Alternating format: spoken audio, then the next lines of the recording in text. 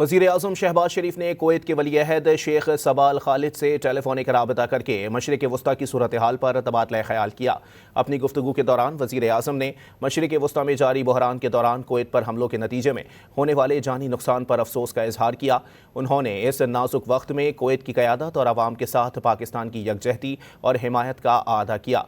दोनों रहनुमाओं ने ईरान पर इसराइल के हमले और कुवैत समेत मुख्तलिफ ब्रादर खलीजी ममालिक के खिलाफ ईरान के जवाबी हमलों के बाद बढ़ती हुई कशीदगी में कमी की फौरी ज़रूरत पर जोर दिया।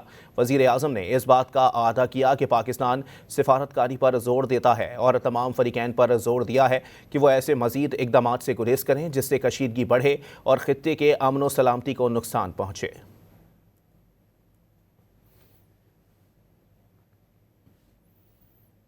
वज़ीर-ए-आज़म शहबाज शरीफ ने कुवैत के वली अहद शेख सबा अल खालिद से टेलीफोनिक राबता करके मशरिक़ वस्ता की सूरत हाल पर तबादला ख्याल किया।